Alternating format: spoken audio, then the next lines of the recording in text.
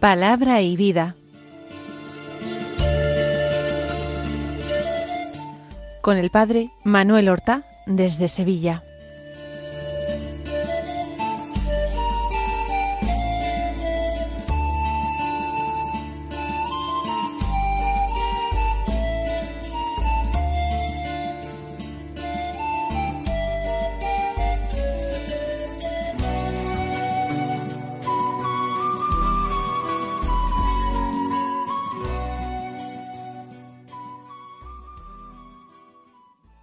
En el nombre del Padre, y del Hijo, y del Espíritu Santo. Amén. Alabados sean Jesús y María. Muy buenos días, queridos amigos, oyentes de Radio María y seguidores del programa Palabra y Vida. Hoy es el viernes de la 27ª semana del tiempo ordinario. Un viernes que es día 13 del mes de octubre.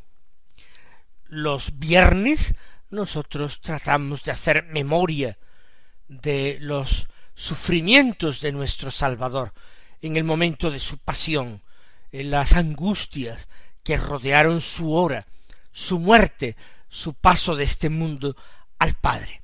Nosotros hacemos memoria del amor inmenso que lo llevó a tomar la cruz por la salvación de los hombres. Hacemos memoria, pues, del Sagrado Corazón de Jesús, y le expresamos nuestra confianza absoluta y nuestro deseo de correspondencia.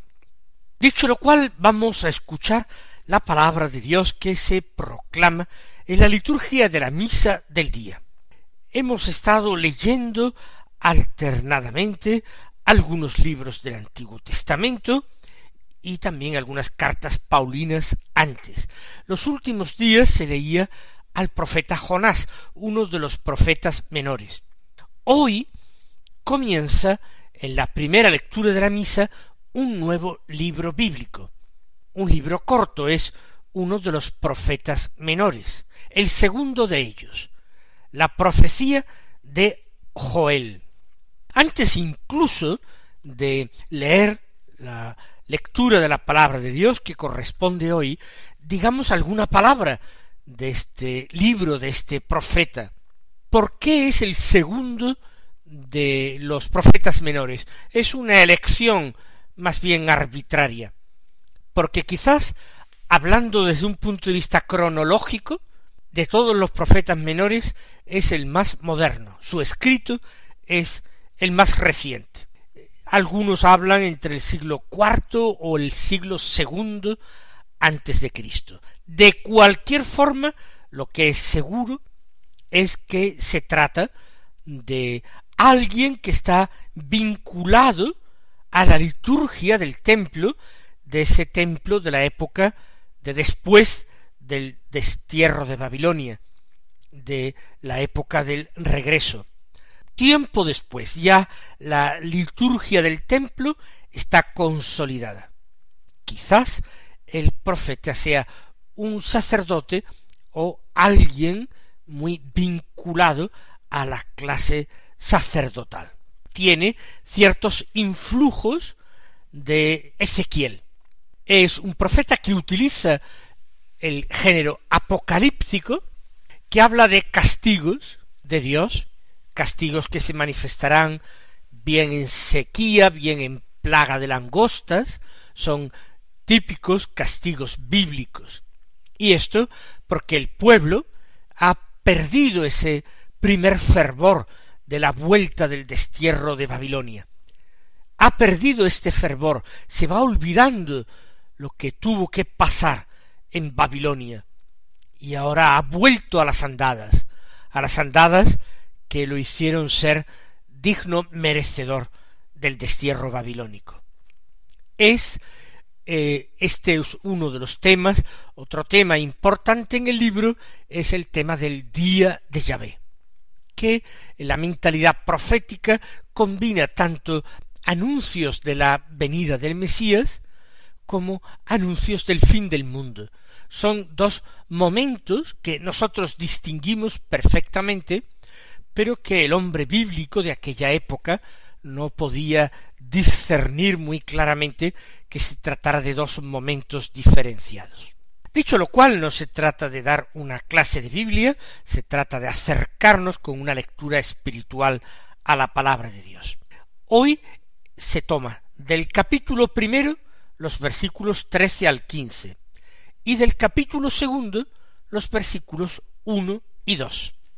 Dicen así: vestíos de luto, haced duelo, sacerdotes, gritad, servidores del altar, venid y pasad la noche en sacos, servidores de Dios, pues no hay en el templo de vuestro Dios ofrenda y libación.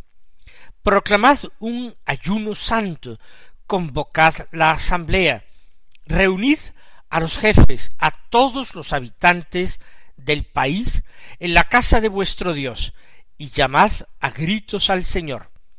¡Ay del día! Se acerca el día del Señor, llega como ruina arrolladora.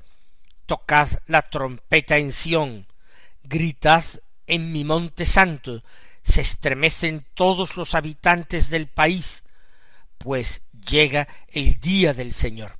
Sí, se acerca, día de oscuridad y negrura, día de niebla y oscuridad.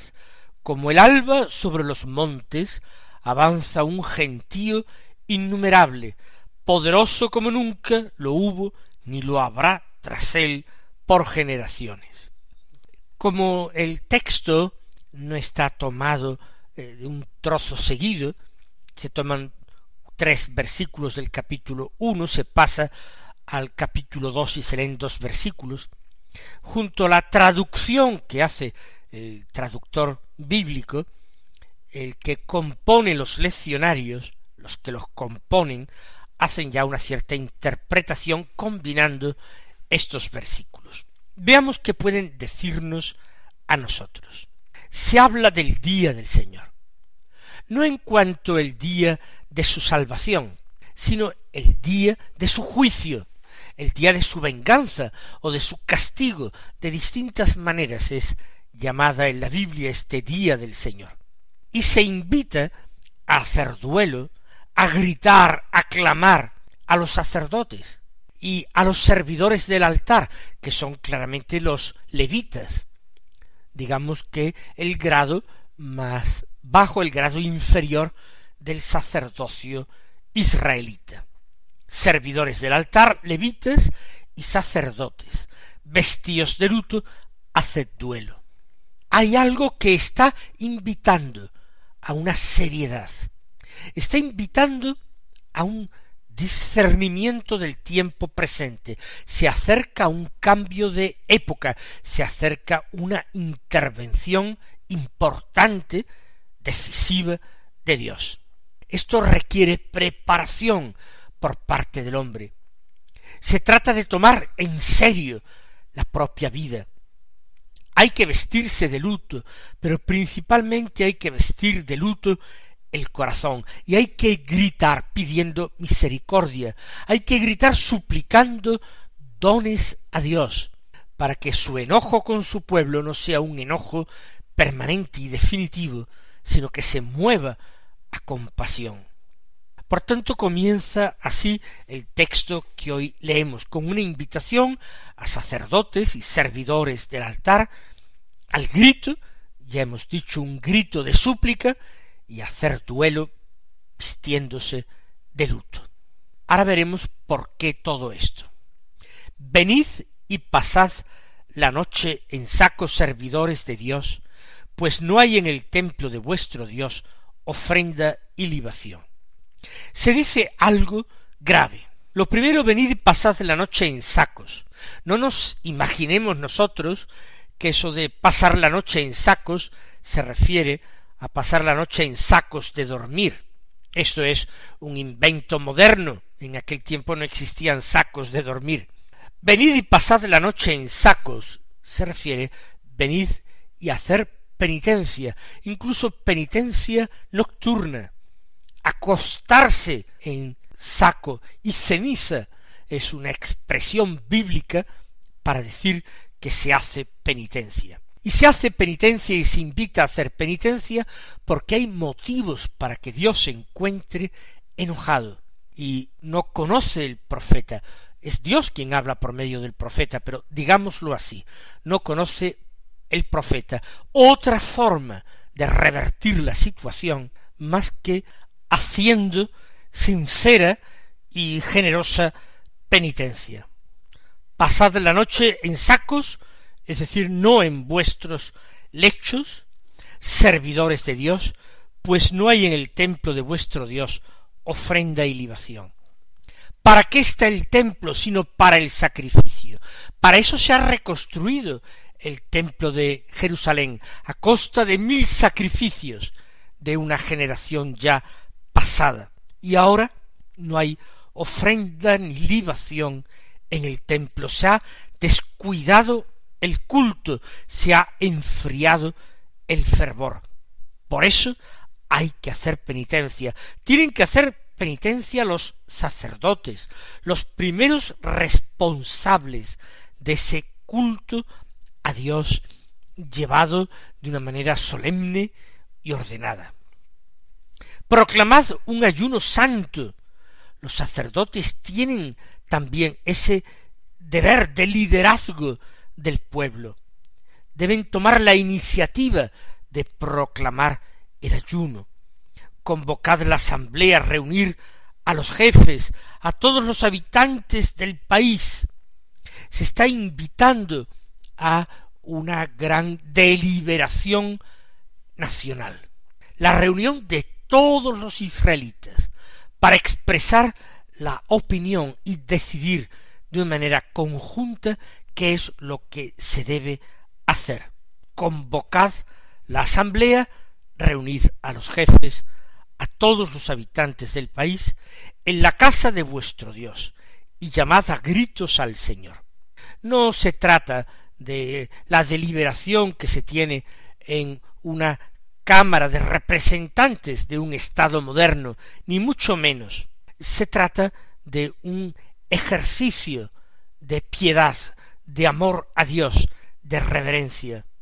Hay que reunirse, ¿para qué? Para orar, llamando a gritos al Señor, para preguntarle acerca de lo que hay que hacer, de lo que se puede hacer, de lo que se tiene que hacer. Llamad a gritos al Señor, porque Él está pronto para responder, acoger los gritos de los que se sienten desamparados.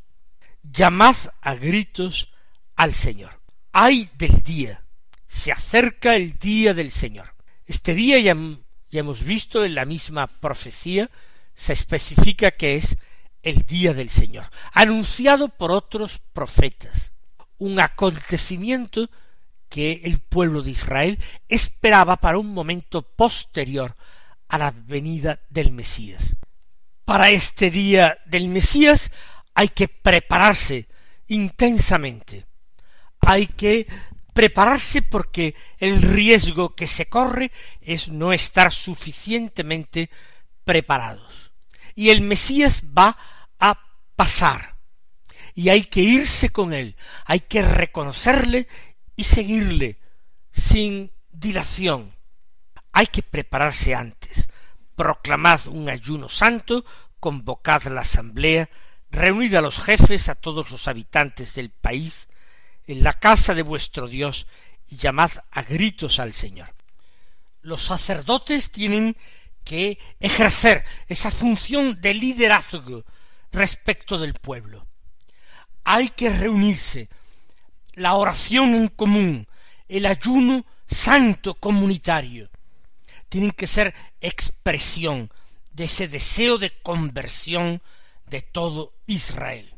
Hay que llamar al Señor, hay que llamar a gritos al Señor, porque se acerca el día de su intervención, se acerca como ruina arrolladora.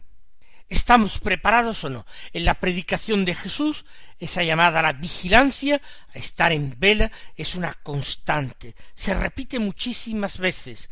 Jesús le dedica unas cuantas de sus parábolas. Tocad la trompeta en Sión, gritad en mi monte santo. Se estremecen todos los habitantes del país, pues llega el día del Señor.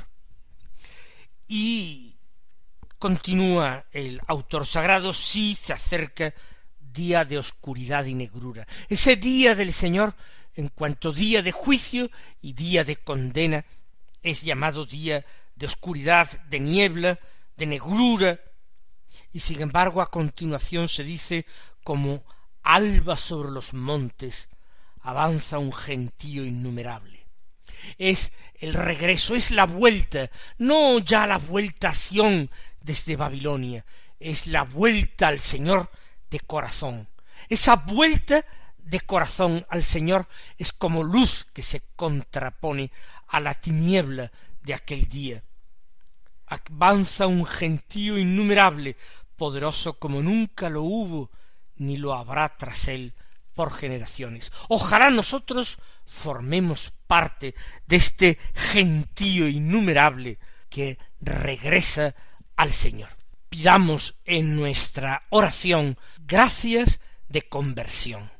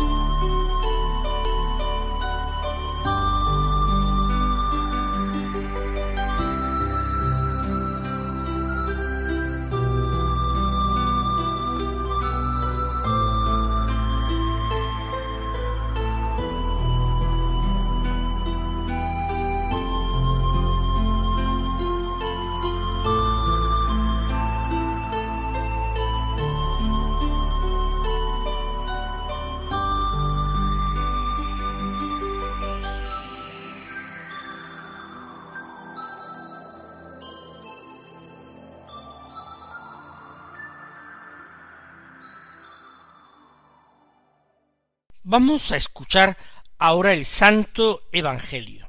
Seguimos con la lectura continuada de San Lucas, hoy en el capítulo 11, los versículos 15 al 26, que dicen así: En aquel tiempo, habiendo expulsado Jesús a un demonio, algunos de entre la multitud dijeron: Por arte de Belcebú, el príncipe de los demonios, echa los demonios.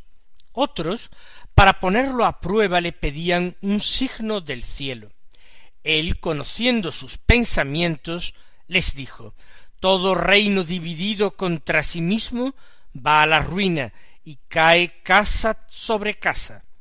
Si pues también Satanás se ha dividido contra sí mismo, ¿cómo se mantendrá su reino? Pues vosotros decís que yo echo los demonios con el poder de Belcebú. Pero si yo echo los demonios con el poder de Belcebú, vuestros hijos, ¿por arte de quién los echan? Por eso ellos mismos serán vuestros jueces. Pero si yo echo los demonios con el dedo de Dios, entonces es que el reino de Dios ha llegado a vosotros.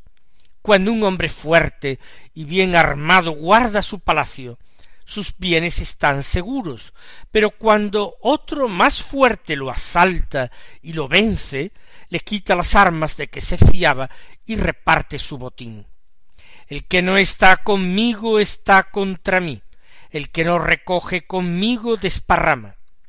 Cuando el espíritu inmundo sale de un hombre, da vueltas por lugares áridos, buscando un sitio para descansar, y al no encontrarlo dice: volveré a mi casa de donde salí. Al volver se la encuentra barrida y arreglada. Entonces va y toma otros 7 espíritus peores que él y se mete a vivir allí. Y el final de aquel hombre resulta peor que el principio. Es un texto un poco largo, no tenemos mucho tiempo para comentarlo. En primer lugar, tenemos esa odiosa acusación a Jesús. Es con el poder del príncipe de los demonios, Belcebú, como él exorciza. Es una argumentación totalmente carente de lógica, de sentido común y, por supuesto, de caridad y de piedad. Jesús desmonta esta acusación razonando. Un reino que está interiormente dividido, dentro de él va a la ruina, y así se va desplomando, cae casa sobre casa. Si Satanás está en lucha contra sí mismo, si con el poder del príncipe de los demonios se expulsan otros demonios, entonces su reino no puede subsistir. Pero Jesús también desmonta otro argumento. Si yo echo los demonios con ese poder que vosotros decís, entonces vuestros hijos, ¿por arte de quién los echan? ¿Cuál es el poder que utilizan vuestros hijos? ¿Es acaso también el poder del príncipe de los demonios? No, no lo es. En Israel había también exorcistas que invocaban el nombre de Dios y conseguían expulsar demonios. Por eso dice Jesús: estos hijos vuestros, estos miembros de vuestro pueblo, estos hijos de Israel, van a ser vuestros jueces. ¿Por qué? Porque ellos han actuado con el poder de Dios, no con el poder del demonio. Y Jesús está actuando con el poder de Dios, siendo él mismo Dios, y actuando con una fuerza, con una libertad que no podría tener ningún otro exorcista. Pone el Señor la comparación del hombre fuerte que guarda su palacio, pero que es atacado, vencido, maniatado por otro hombre más fuerte que lo despoja y que lo roba.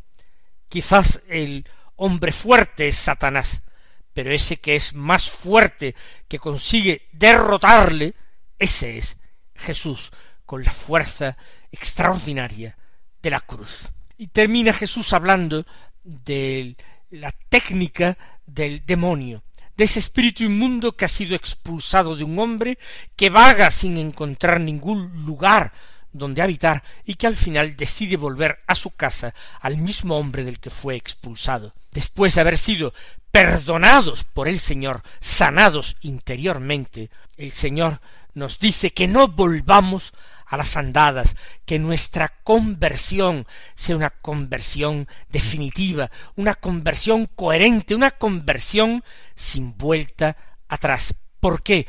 Porque de lo contrario, si estamos continuamente tonteando con el mal, puede ser que algún día nos venza definitivamente, y el final de aquel hombre, como dice la parábola, resulte peor que el principio. Mis hermanos, que el Señor os bendiga, y hasta mañana si Dios quiere.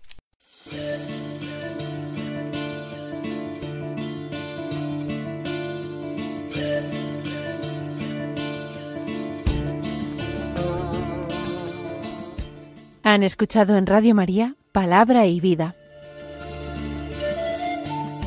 un programa que dirige el Padre Manuel Horta.